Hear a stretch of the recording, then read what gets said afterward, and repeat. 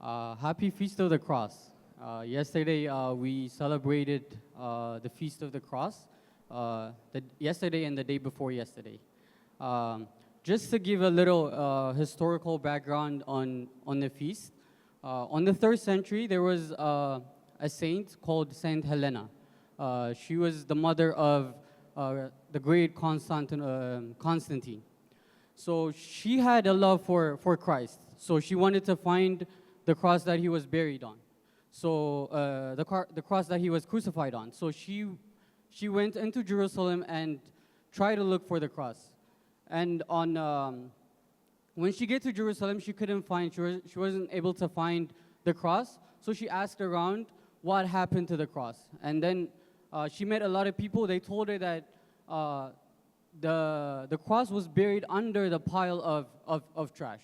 So in the 1st century, right after Christ was crucified, after he resurrected and he ascended to his Father, a lot of people used to bring their sick relatives, their people who passed away, to the cross, and the cross would heal them.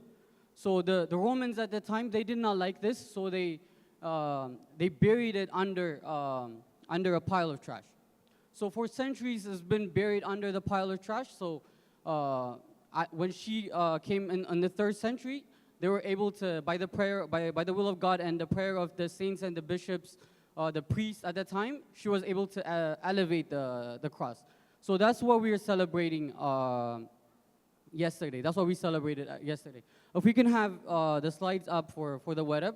So choir is going to be doing us a wedab today that relates to the cross. If you paid attention to the liturgical readings, the gospel reading, the epistle readings, they all kind of talked about the cross, because that's the theme for this week.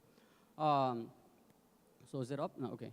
So it says, the word says, Jesus said to all of the Jews, Jesus said, "You believe in me and also believe in my Father, for I have shined my cross for my people." So what Saint Yared is trying to tell us is the cross is light that Christ shined upon. So let's talk about the cross a little bit.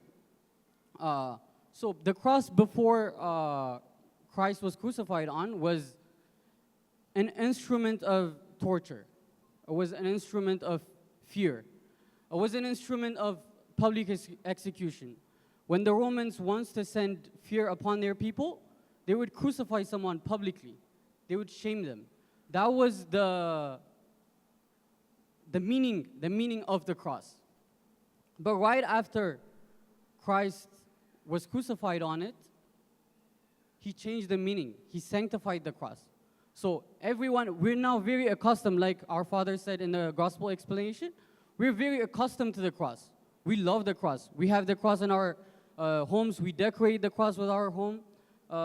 We have it as a jewelry. It's very easy for us right now. We love the cross. But that was not the meaning of the cross before Christ sanctified it. It was the instrument of torture.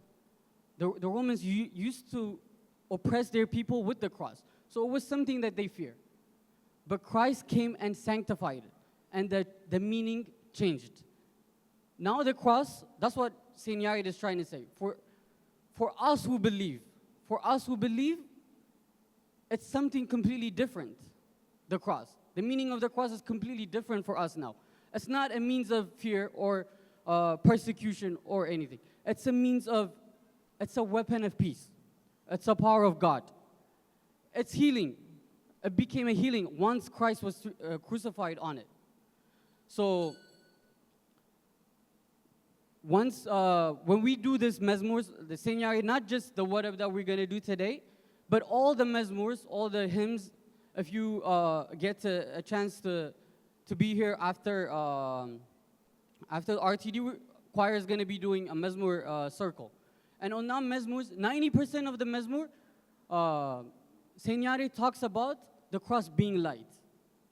So that is the most important thing that we need to focus when we are in this period of time. That the cross is a light in our darkness. So let me ask this. What is one thing in our life that has been shameful?